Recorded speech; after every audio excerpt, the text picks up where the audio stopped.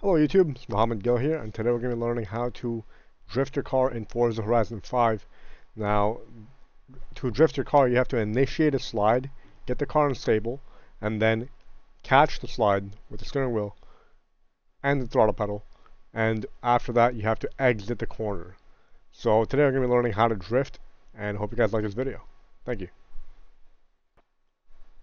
Alrighty, so in this video we're going to be going over a ton of different types of initiations. We're only going to be using one of them, and that is the power over. So how do you get into a power over on your car? So the first thing we're going to do is we're going to be using a clutch pedal just to get into the correct gear.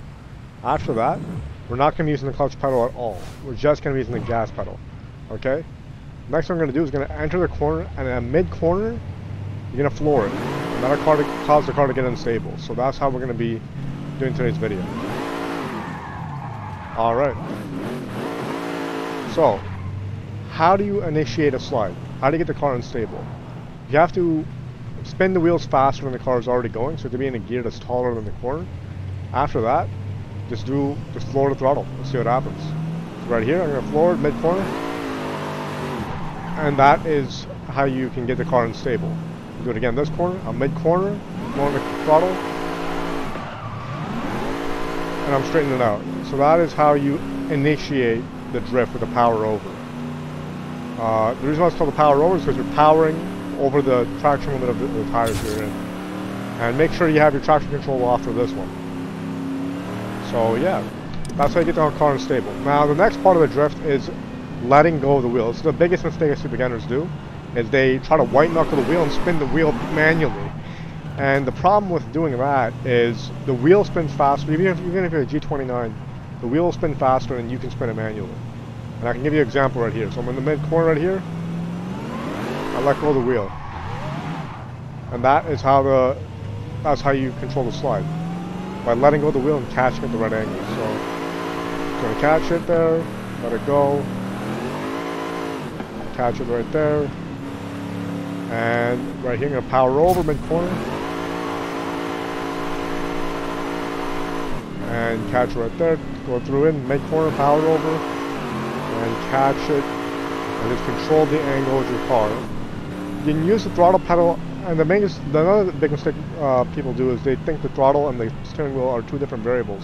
They are really, but the more throttle you do, the more the car likes to slide out. The more you counter steer, the more you can counteract that action, and you have to have a fine balance between the two actions. So what do I mean by that? What I mean by that is, if you don't hit the throttle enough, you're going to drive right off the cliff. And if you use too much throttle, you're going to slide out, you're going to spin out. There's a fine line between both of those, and that's drifting. That's the edge that you're sitting on. So I'll give you an example right here. Hit the throttle, let go of the throttle, and you drive right off into the distance. Right? And what happens if you use too much throttle to a corner? You use too much throttle to a corner, after you do a power over, there's power going, power over, and you just get it in, and that's what happens. You spin right out. So what you want to do is you want to send that fine line with throttle and the counter steering to get your car in a position where you're drifting. So again, three ways: initiate, sustain, and exit the corner. Now I'm going to talk about exiting the corner. So we're going to be entering this corner right here. We're going to go all the way down to the final corner. And when you exit the corner, you want to stay on that gas pedal heavily on the exit. Mid-corner, you don't want to be feathering it, but on the exit, you want to really, really give it the beans. So here we go. I'm going to feather it right there, and now when I straighten out this wheel, I'm going to floor it. So that's how you do that. And right there. On transitions, you also want to let off the gas. So if I'm going from one corner to another, so I'll go from this corner right here to the next one, I'm going to let off the gas for a second, and that'll really sit the car down nicely to prepare you for the next corner. So right here I'm hitting the gas, hitting the gas, hitting the gas. Oh, and my game crashed. Well, that feels pretty bad. I turn off my wheel. Yeah, game crashed. Well, that was pretty hilarious. But hopefully that gave you guys a pretty good glimpse into how to get your drifting going and what type of mistakes are being made. The biggest thing I want you guys to take away from this video is how to initiate and how to let go of that wheel so let it spin on its own. If you can pick up those two things, you'll be on your way to drifting, no problem.